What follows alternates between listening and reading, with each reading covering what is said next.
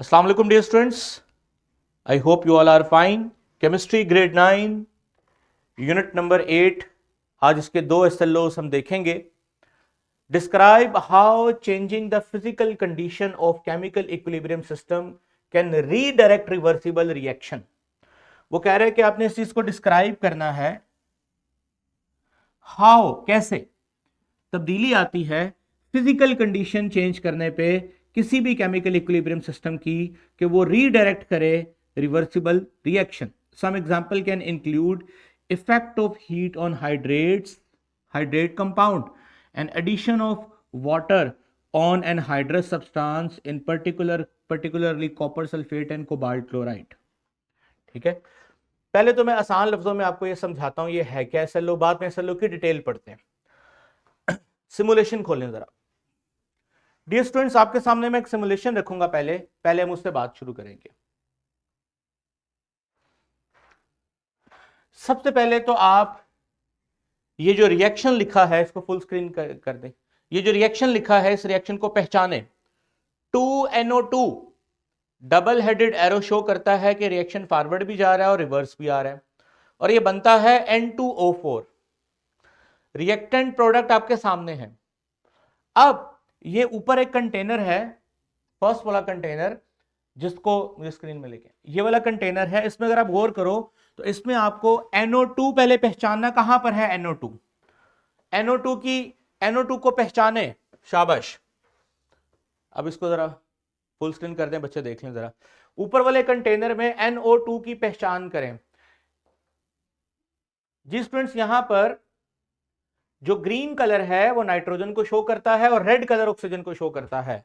तो आपको ऊपर वाले कंटेनर में ऐसे मॉलिक्यूल नजर आ रहे होंगे जिसमें एक ग्रीन सर्कल है और दो रेड सर्कल हैं. वो किसको शो करते हैं? NO2 को शो करते हैं. अब ऊपर वाले कंटेनर में N2O4 को देखें. N2O4 की पहचान करें. कहीं पे आपको N2O4 किंगवे ग्रुप ऑफ स्कूल्स मैं आपको देख रहा हूं. बेटा बॉयज, इनको आवाज जा रही है? किंगवे ग्रुप ऑफ स्कूल, ठीक है. ये बॉयज आपको मैं देख रहा हूं, इनके जरा करें शिकायत. अच्छा जी, N2O4 की पहचान करें. आपको जहां पर दो ग्रीन सर्कल नजर आ रहे होंगे और चार रेड सर्कल नजर आ रहे होंगे, वो मॉलिक्यूल किसको शो करता है? N2O4 को शो करता है.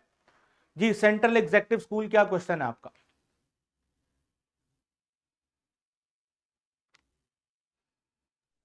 अस्सलाम वालेकुम सर.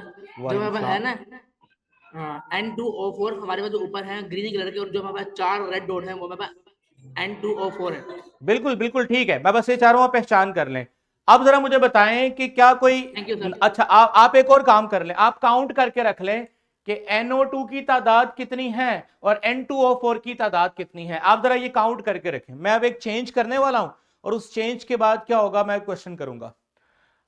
तमाम स्टूडेंट से गुजारिश है कि इस फुल स्क्रीन को मैंने इसलिए किया हुआ है कि आप NO2 की मिकदार को भी काउंट कर लें और N2O4 की मिकदार को भी काउंट कर लें. दो N2O4 के मॉलिक्यूल हैं और बाकी चार NO2 के मॉलिक्यूल हैं. अब मैं इसका वॉल्यूम रिड्यूस करता हूं.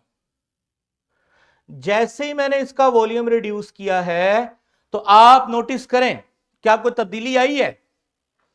पहले वॉल्यूम यहां पर था, अब मैंने इसका प्रेशर लगा के इसका वॉल्यूम रिड्यूस कर दिया. क्या वॉल्यूम के रिड्यूस होने पे कोई चेंज आया है? जी सेंट्रल एग्जेक्टिव स्कूल,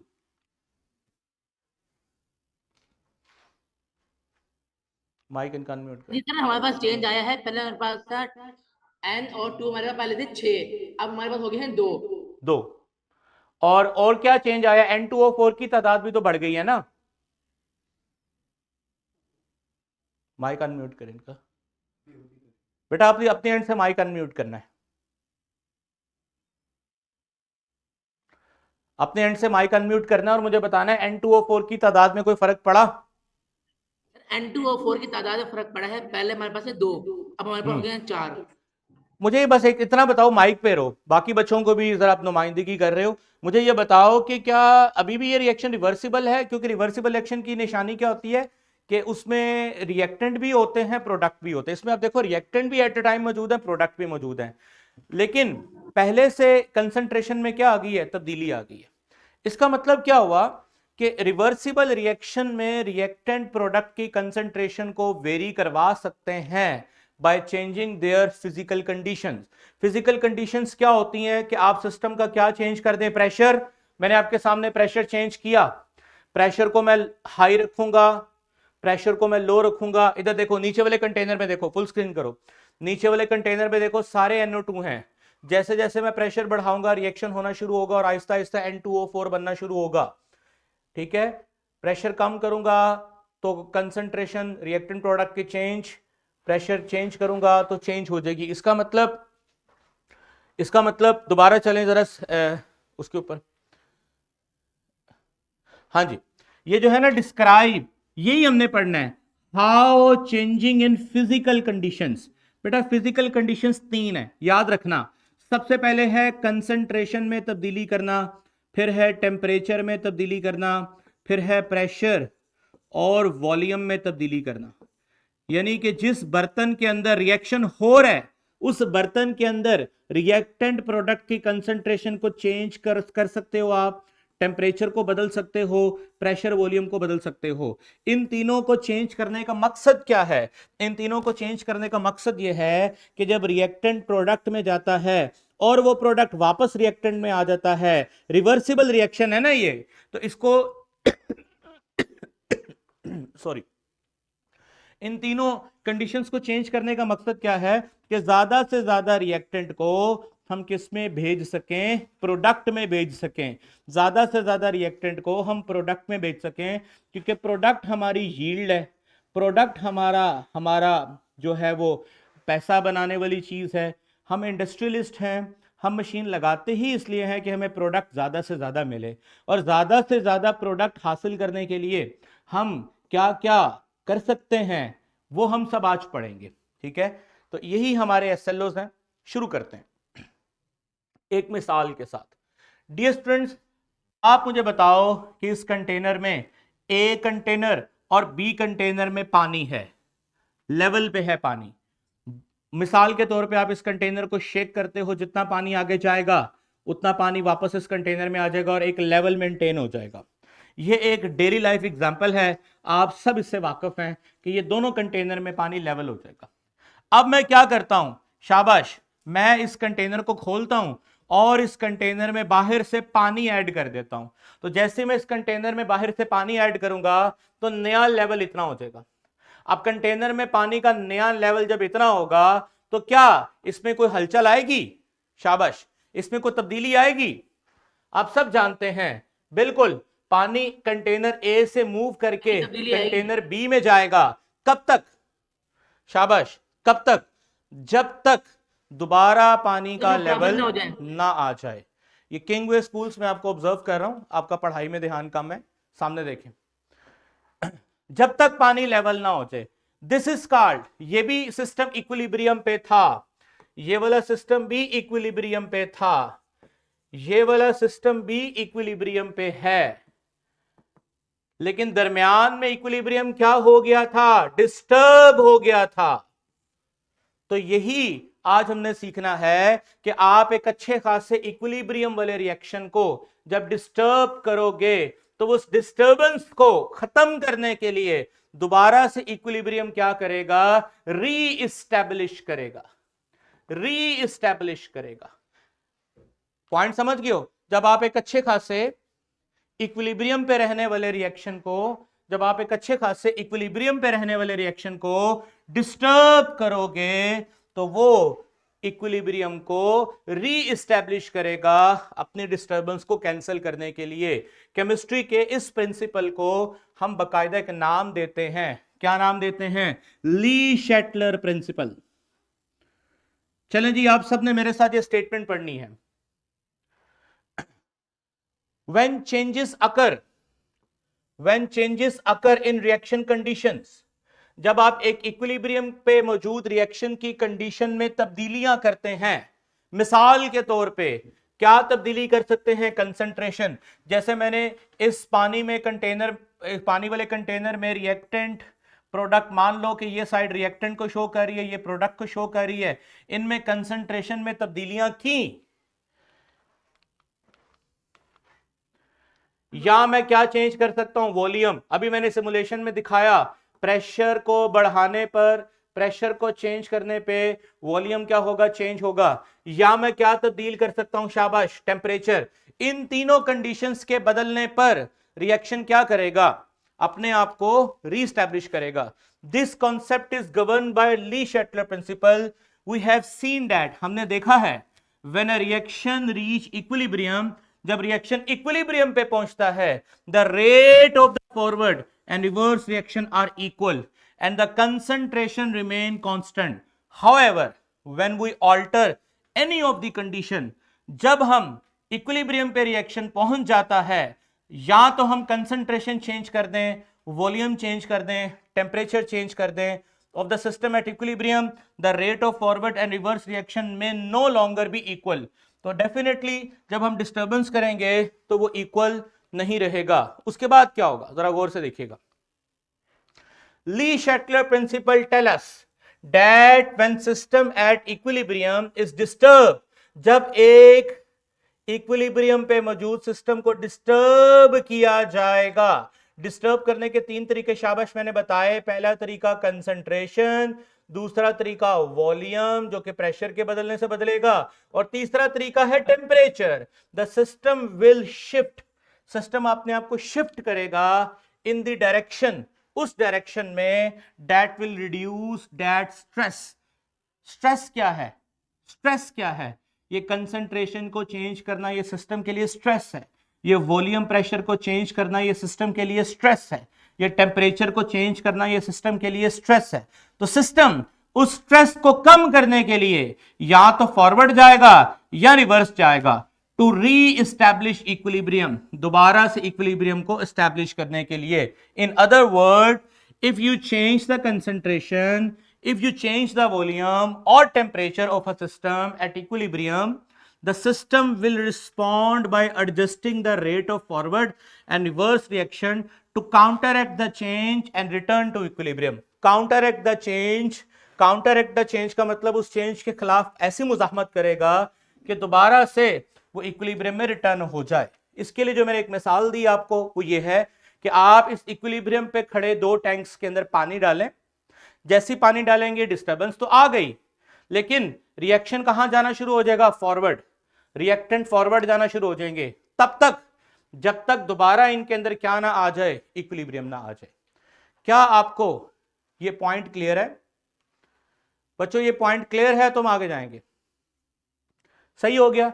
अब वन बाय वन, अच्छा पहले मुझे बताओ कि आप में से कौन बच्चा मुझे बताएगा कि ये जो सिस्टम आपको नजर आ रहा है, ये जो सिस्टम आपको नजर आ रहा है, अब इस सिस्टम के अंदर मैं पानी ऐड कर देता हूं, इस तरफ वाटर ऐड कर देता हूं, इस तरफ, अगेन बैलेंस आउट हो गया। जब ये बैलेंस आउट हो जाएगा तो अब ये दोबारा इक्विलिब्रियम अचीव करने के लिए क्या करेगा, ये सिस्टम क्या करेगा, पानी मैंने इस तरफ डाला है, शाबाश,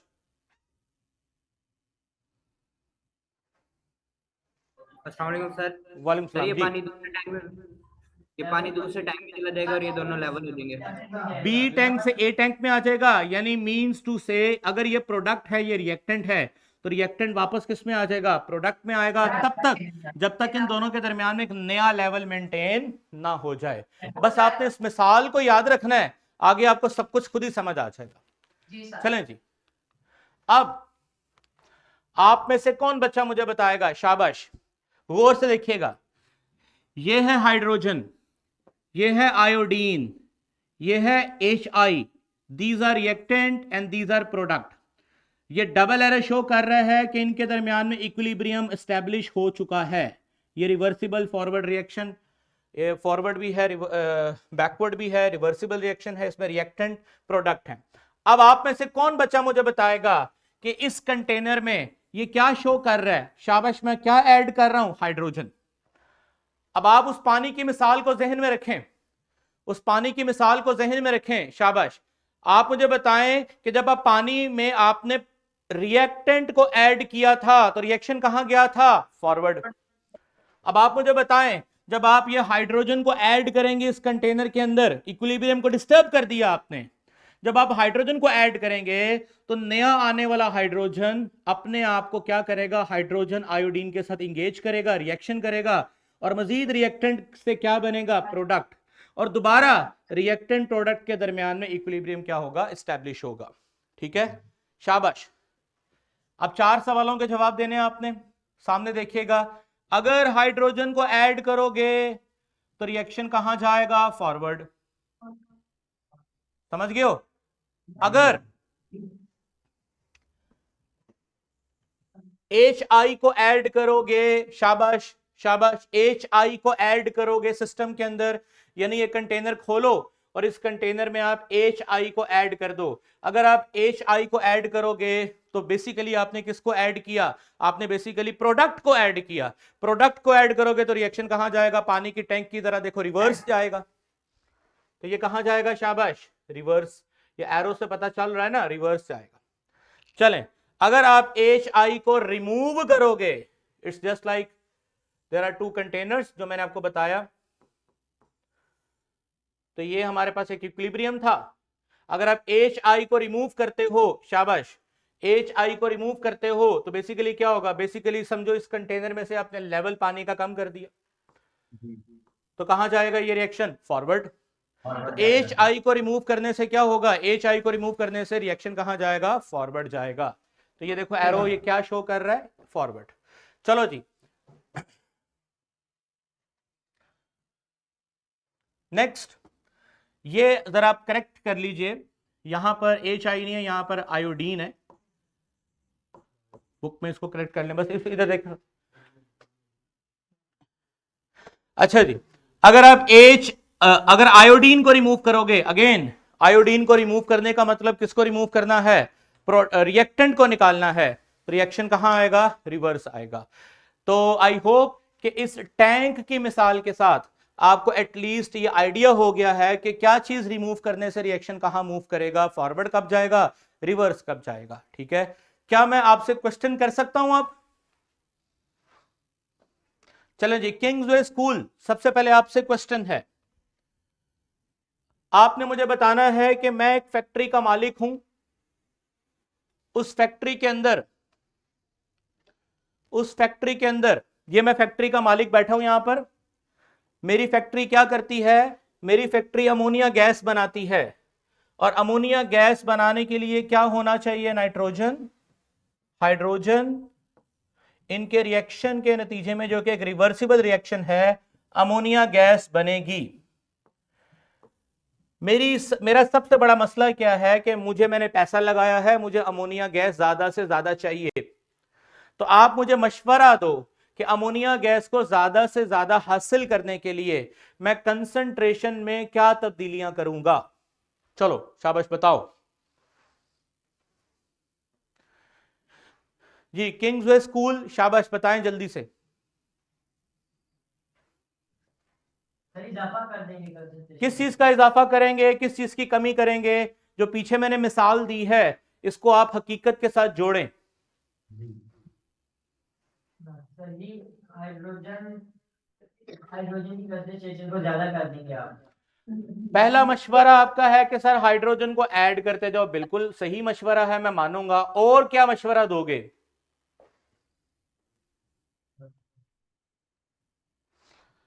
जी सेंट्रल एग्जेक्टिव आप बताइए।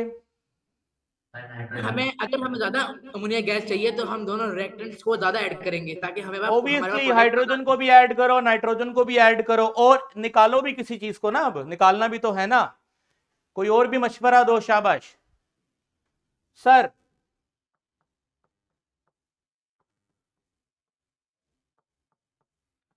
ये अगर आप करेंगे तो ज्यादातर रिएक्शन आपका कहां मूव करेगा, फॉरवर्ड मूव करेगा। तो आई होप कि आपको पहली कंडीशन आपको अच्छे तरीके से समझ आ गई है। अब मैं चलता हूं कंसंट्रेशन के बाद चलता हूं टेम्परेचर के ऊपर, शाबाश। अब मैं कंसंट्रेशन के बाद चलता हूं टेम्परेचर के ऊपर। Effect of change in temperature on equilibrium, temperature के ऊपर। सबसे पहले टेम्परेचर को आपने समझना है तो आपको पहले यह समझ आना चाहिए कि अगर मैं रिएक्शन ऐसे लिखता हूं A plus B plus heat and I will get product, और अगर मैं रिएक्शन ऐसे लिखता हूं A plus D I will get product and heat, आप में से कोई लाइक बच्चा मुझे बताए इनमें से कौन एक्सो है, कौन एंडो है? इसमें से कौन सा रिएक्शन एक्सो है, कौन सा रिएक्शन एंडो है?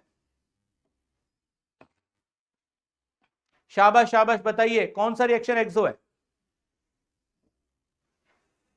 सेकंड सर वाला जो है पहला है ना A plus B plus C plus product, ये हमारे पास है एंडो, और जो ए बी प्लस डी और बी प्लस हीट है हमारे पास है एक्सो। सेकंड वाला बिल्कुल एक्सो। सही बोला, ऐसा रिएक्शन जिसमें हीट मिले, प्रोडक्ट के साथ हीट मिले, वो एक्सो है। ये लेक्चर हो रहे हैं। और ऐसा रिएक्शन जिसमें हीट इस्तेमाल हो, वो एंडो है। बिल्कुल सही बोला। अब पानी वाली मिसाल सामने रखो, आपको सारा समझ आ जाएगा। मैं चाहता हूं एंडोथर्मिक में प्रोडक्ट ज्यादा से ज्यादा मिले, तो भाई मुझे हीट को क्या करना पड़ेगा? शाबाश, क्या करना पड़ेगा? ऐड करना पड़ेगा। अभी पीछे पानी वाली मिसाल पढ़ी ना आपने, ज्यादा कर दो रिएक्शन कहां जाएगा? फॉरवर्ड। तो हीट यहां पर समझ लो कि जिस तरह ए और बी रिएक्टेंट हैं, हीट भी यहां पर रिएक्टेंट के लिए इस्तेमाल होगी। तो अगर मुझे यहां प्रोडक्ट ज्यादा चाहिए तो आई नीड हाई टेम्परेचर, यानी कि इसका मतलब अगर मैं एंडोथर्मिक के लिए बात कर रहा हूं तो हाई टेम्परेचर करूंगा तो प्रोडक्ट ज्यादा मिलेगी, और अगर मैं एक्सोथर्मिक के लिए बात कर रहा हूं, अगर मैं एक्सोथर्मिक के लिए बात कर रहा हूं तो अगर मैंने हीट बढ़ा दी तो खुद समझदार हो, हीट के बढ़ाने पे क्या होगा? हीट के बढ़ाने पे क्या होगा? रिएक्शन रिवर्स आ जाएगा, वापस आ जाएगा। जैसे पीछे आपने कंसंट्रेशन वाली बात पढ़ी है ना, सेम बात टेम्परेचर पे भी अप्लाई होती है। चलें, अब मुझे आपने खुद हाथ खड़ा करके बताना, सर हम इस मसले का हल बताएंगे आपको। मेरा एक मसला तो पहले हल हो गया, मैं इंडस्ट्रियलिस्ट हूं, मुझे आपने मशवरा दिया नाइट्रोजन ऐड करो, हाइड्रोजन ऐड करो, अमोनिया निकालो, सब कुछ मैंने किया। अब आप इस रिएक्शन का जायजा लें। इस रिएक्शन के एंड पर इस तरह का साइन ये शो करता है, माइनस साइन ये शो करता है कि ये रिएक्शन एक्सोथर्मिक है। अब आप मुझे क्या मशवरा देंगे? शाबाश, क्या मशवरा देंगे? टेम्परेचर के मामले में आपका क्या मशवरा होगा? मुझे ज्यादा से ज्यादा अमोनिया चाहिए, आप मुझे क्या मशवरा देंगे? टेम्परेचर को मैं हाई रखूं या लो रखूं? शाबाश, टेम्परेचर को हाई रखूं या लो रखूं? ये सेंट्रल एग्जेक्टिव एक ही बच्चा बताई जा रहा है कि सारी क्लास से पूछ के बता रहे हो? सर हाई रखेंगे। क्यों हाई रखेंगे, वजह बताओ।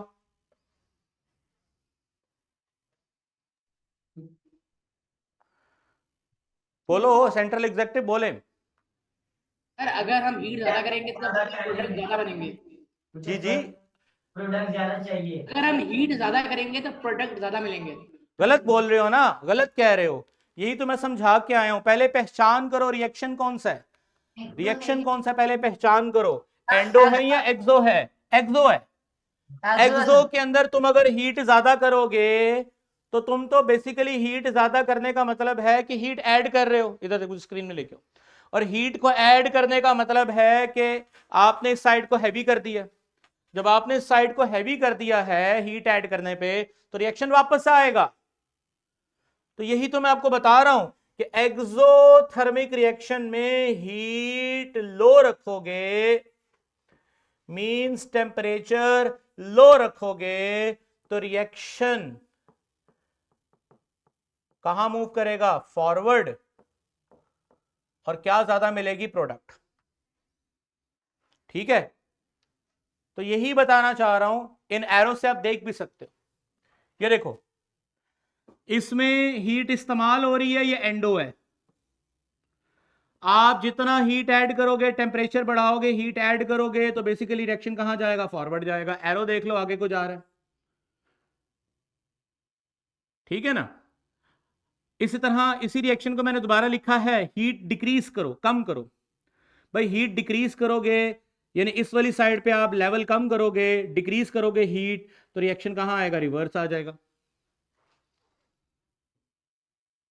ठीक है ना।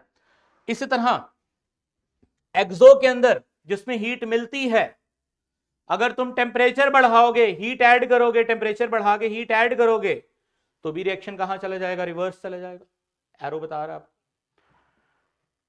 एक्सो के अंदर अगर टेम्परेचर डिक्रीज करोगे, कूलिंग करोगे, हीट कम करोगे, हीट को रिमूव करोगे, बेसिकली टेम्परेचर कम करने का मतलब सिस्टम में से हीट को निकालना।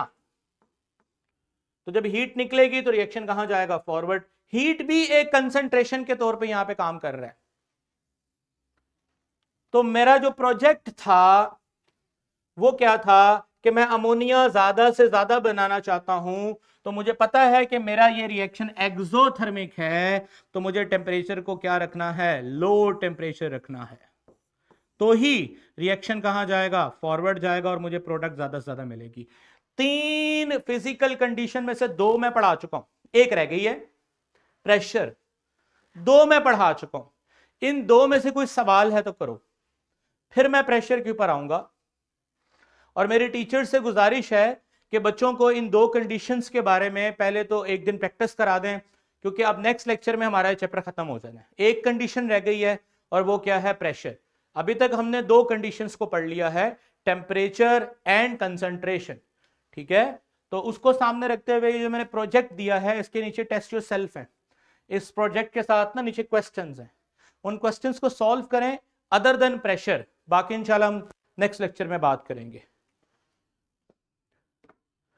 Okay students,